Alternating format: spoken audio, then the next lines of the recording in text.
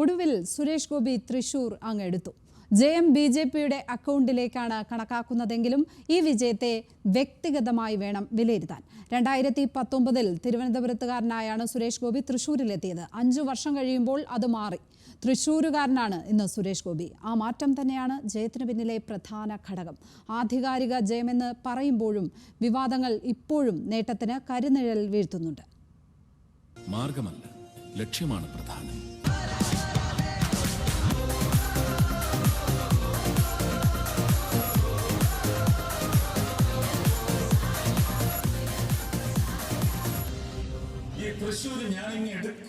BJPയെ സംബന്ധിച്ചിടത്തോളം ഏറെ നിർണായകമായിരുന്നു കേരളത്തിലെ തെരഞ്ഞെടുപ്പ് ഫലം. BJP ദേശീയതലത്തിൽ കരുത്താർജിക്കുമ്പോഴും കേരളത്തിൽ വേരുറപ്പിക്കാൻ ഏറെ പാടുപെട്ടിരുന്നു. ഇവിടെയാണ് BJP സുരേഷ് ഗോപിയിലൂടെ വിജയം കണ്ടത്.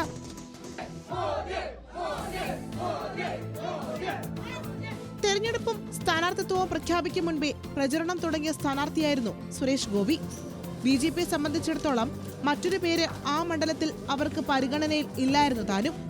പ്രധാനമന്ത്രിയുടെ പിന്തുണയോടെ തൃശൂരിൽ വീണ്ടും ജനവിധി തേടി സുരേഷ് ഗോപി ഇറങ്ങിയപ്പോൾ തന്നെ ഇരു മുന്നണികളും കരുതലോടെ തന്നെയാണ് നീങ്ങിയത്. തൃശൂരിൽ CPMന് കൂടി സമ്മതനായ VS സുനിൽകുമാറിനെ നിർത്തുമ്പോൾ ശക്തമായ മത്സരമുണ്ടാകുമെന്ന് തന്നെയായിരുന്നു വിലയിരുത്തൽ. പത്മജ വേണുഗോപാൽ തെരഞ്ഞെടുപ്പിന് മുൻപ് BJPയിലേക്ക് എത്തിയതോടെ ചിത്രം ആകെ മാറി. ഇതോടെ കോൺഗ്രസിന്റെ ട്രബിൾ ഷൂട്ടറായ K മുരളീധരനെ വടകരയിൽ നിന്ന് തൃശൂരിലെത്തിച്ചു. പക്ഷേ ഇതെല്ലാം അപ്രസക്തമാക്കിക്കൊണ്ടുള്ള വിജയമാണ് വടക്കുനാഥന്റെ മണ്ണിൽ സുരേഷ് ഗോപി നേടിയത്.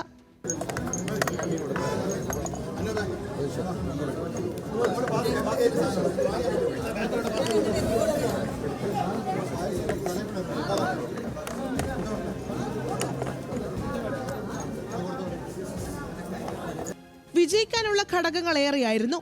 പ്രധാനമന്ത്രി മുന്നിൽ നിന്ന് നയിച്ച പ്രചരണം, മണ്ഡലത്തിലെ BJP അനുകൂല തരംഗം, പത്മജ വേണുഗോപാലിന്റെ വരവ്. പക്ഷേ ഇതിനേക്കാളെല്ലാം ഉപരിയായി നിർണായക ഘടകമായ ഒന്നുണ്ട്. മണ്ഡലം കേന്ദ്രീകരിച്ച് സുരേഷ് ഗോപി നടത്തിയ പ്രവർത്തനങ്ങൾ, പാർട്ടി പ്രവർത്തകരുടെ കൂടെയും അല്ലാതെയും നടത്തിയ പ്രവർത്തനം. തെരഞ്ഞെടുപ്പ് അടുത്തതോടെ വോട്ടർ പട്ടികയിൽ പേര് ചേർക്കാത്തവരുടെ പേര് ചേർക്കാൻ നടത്തിയ ശ്രമം, അതിന് ശ്രദ്ധ നൽകാത്ത പ്രവർത്തകരെ പരസ്യമായി ശാസിക്കുന്ന നേതാവായി. പാർട്ടിയുടെ താഴെത്തട്ടിലും സംസ്ഥാന നേതൃത്വത്തിലും സുരേഷ് ഗോപിയുടെ എതിർപ്പുണ്ടായിരുന്നുവെങ്കിലും അതെല്ലാം മാറ്റിവെച്ച് തന്നെ പ്രവർത്തകർ രംഗത്തിറങ്ങി. എനിക്കും എൻ്റെ കുടുംബത്തിനും വലിയ ഖ്യാതിയാണ് ഈ വിജയം നേടിത്തരുന്നത്. എനിക്കെൻ്റെ കളിയാട്ടം നാഷണൽ അവാർഡ്, എനിക്കെൻ്റെ മക്കൾ, എനിക്കെൻ്റെ കുടുംബം, ഇതെല്ലാം വലിയ അനുഗ്രഹങ്ങളാണ്. പക്ഷേ ആ അനുഗ്രഹം എന്ന് പറയുന്ന സ്ഥിതിക്ക് മേൽ എത്ര ഘനത്തിലുള്ള വൃഷ്ടിയാണ് നടക്കുന്നതെന്ന് എനിക്ക് പറഞ്ഞറിയിക്കാൻ പറ്റുന്നില്ല. We will celebrate them after the final results are declared. But we are so happy today. The whole Kerala. കേന്ദ്രത്തിൽ BJP വീണ്ടും അധികാരത്തിലെത്തുമെന്ന തോന്നലും വിജയത്തിൽ നിർണായക പങ്കുവഹിച്ചു. മകളുടെ വിവാഹമടക്കം വടക്കുന്നാഥന്റെ മണ്ണിൽ നടത്തി. ജനമനസ് കീഴടക്കി. പ്രധാനമന്ത്രി തൃശൂരിൽ മാത്രം വന്നത് 3 തവണയാണ്. പത്മജയുടെ വരവും ഒരു വലിയ ഘടകമായി തന്നെ വേണം കണക്കാക്കാൻ. വർക്ക് അറ്റ് ഹോം നേതാവായ പത്മജയുടെ വരവ് ബാധിക്കില്ലെന്ന് പറഞ്ഞ കോൺഗ്രസിന് തിരുത്തേണ്ടി വന്നു. സ്വന്തം തട്ടകത്തിൽ 3ാമതായി K മുരളീധരൻ. സുരേഷ് ഗോപിയുടെ ജയത്തിന് പൊന്നിന്റെ വിലയുണ്ടെങ്കിലും ആരോപണങ്ങൾക്ക് പഞ്ഞമില്ല. ഏകദേശം 10,000-ഓളം വോട്ടർമാരെ ആലത്തൂർ മണ്ഡലത്തിന്റെ ഭാഗമായ പൂങ്കുന്നിൽ നിന്ന് തെരഞ്ഞെടുപ്പ് കാലത്ത് തൃശൂരിലെത്തിച്ച് വോട്ടർ പട്ടികയിൽ പേര് ചേർത്തെന്ന് ഇടതുമുന്നണി ആരോപിച്ചിരുന്നു.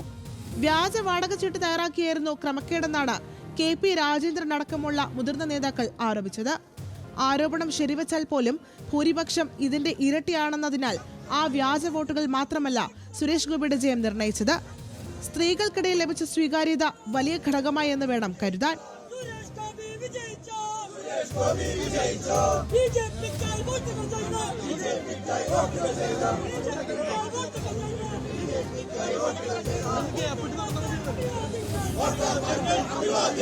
പരാജയപ്പെട്ടെങ്കിലും ഇടതുമുന്നണിക്ക് ആശ്വസിക്കാം.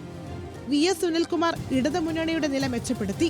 ഇതിൽ സ്വയം വിമർശനത്തിന് വിധേയരാകേണ്ടത് കോൺഗ്രസ് ആണ്. സ്വന്തം തട്ടകത്തിൽ 3ാമതെത്താനേ കോൺഗ്രസിനായുള്ളൂ.